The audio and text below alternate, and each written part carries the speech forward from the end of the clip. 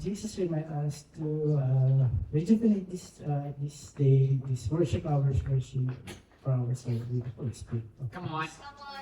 And that time, God remind us to give thanks by benevolence. Yes. Right. Come on. Come on. And benevolence, syempre, magsusearch din ako.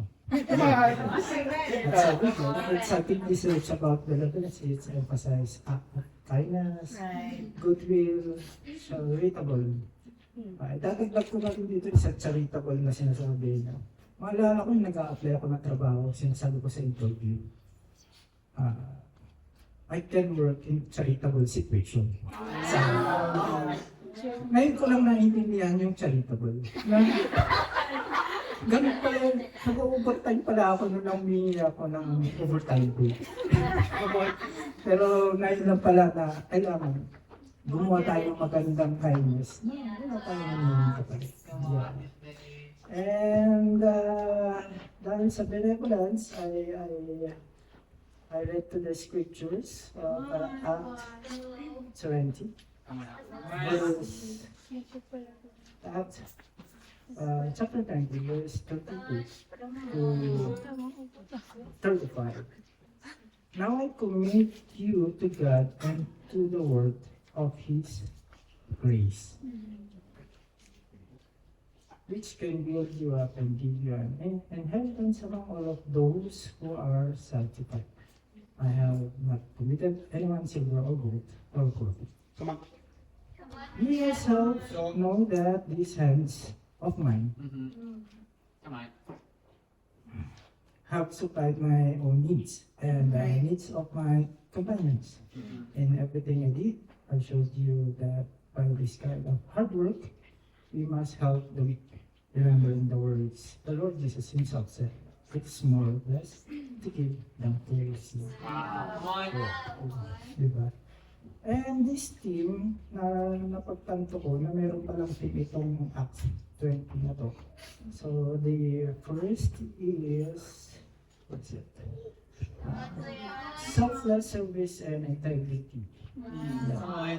Now, when we say benevolence, is considered it is an act of having an effort, hard work, and sa iba, study hard, study well. Yeah. Come on. Then, yeah, the first says sa face yung grace. May time na ba ako? Wala akong sa pelikula sa... Come on, bro. Yeah, and noon, alam niyo po, nung wala akong katrabaho, ako yung provider ng pamilya pero wala akong trabaho. That's that. And I prayed na sana Lord, sana magkatrabaho ako para magampanan ko naman yung bilang isang ama, provider ng aming pamilya. And I think, Lord, make a move. He uses His merciful power. At will, He make it happen. Ayan. Sabi nung naka-spend time ko nung nakaraan, it's not just a work. At karoon ka pa ng motor. Hindi naman namin plan. Yeah. Ang galing lang ni Lord. And also, yung sinabi kong effort, di ba? Ayan yun, effort. When we work, we must love inside of our heart and soul. And inspired by our Lord Jesus Christ. When we wake up early in the morning, dati, sabi ko, trabaho na naman. Yep. Ngayon, hindi na. Lord, ito na para sa ito. Give me strength, Lord God. Come on. Na ang sabi ni Lord, huwag mapagod. So, I remember, yung work ko, kailangan ko ng isang makakatulong. I call Sander and Kuya Ernest,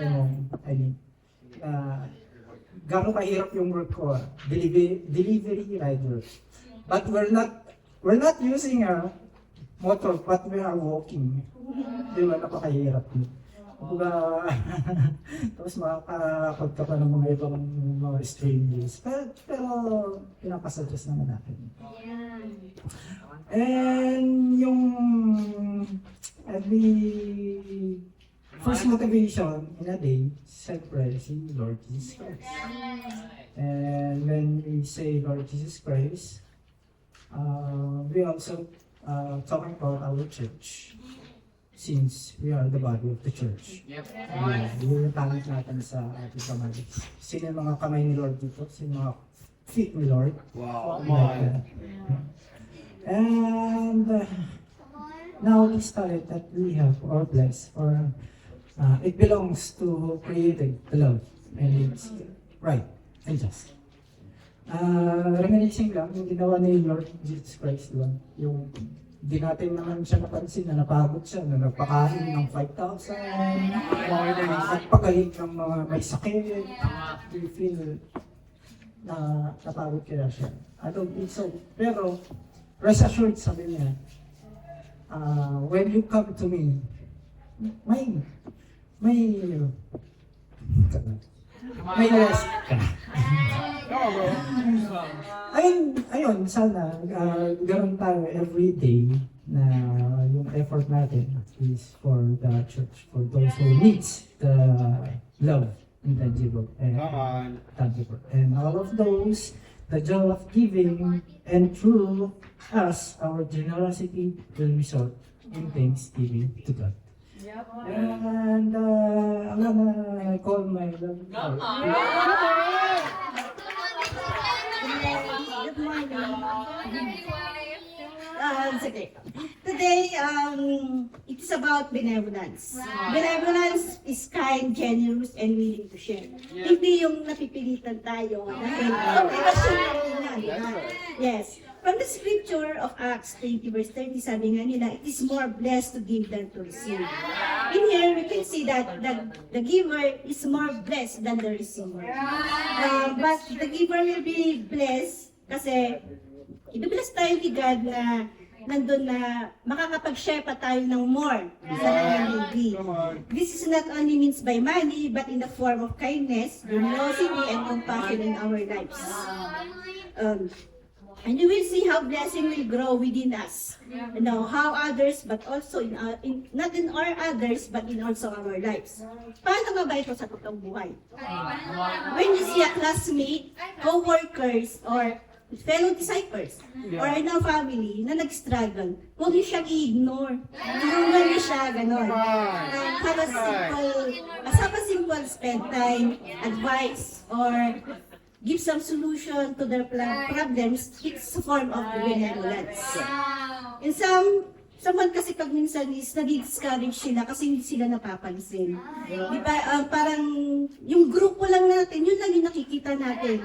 Hindi natin nakikita yung kabilang grupo na nag-struggle na. Pwede tayong mag-extend, kumbaga, na tulungan naman sila. Kaya masabi nila sa Proverbs 16 verse 24 na, gracious words are honeycombs, sweet to soul and healing to our ears. Simple, sabihin mo lang na kaya mo yan. Matatapos din yan. Masisolve din yan. Maganda na yun as an act of benevolence. Means, hindi natin sila pinapabayaan. Another example is when you are blessed with resources. Kahit malaki man yung sinasahod mo, maliit man lang yan, yung makakapag-share ka ba na willingness sa heart ka? If someone is in needy, huwag nating hayaan na mag-hesitate tayo na huwag siyang tulungan. Kung kaya naman natin. Di ba? Kagaya na lang yung sharing by yung talents. Salamat sa mga campus na tumulong. Wow! Ano na kaya, di ba? Shinare nila yung talents nila. Hindi sila nag-hesitate na, bahala na sila dyan. Dito naman tayo in regard sa contribution. Let's set our budget wisely. Yan.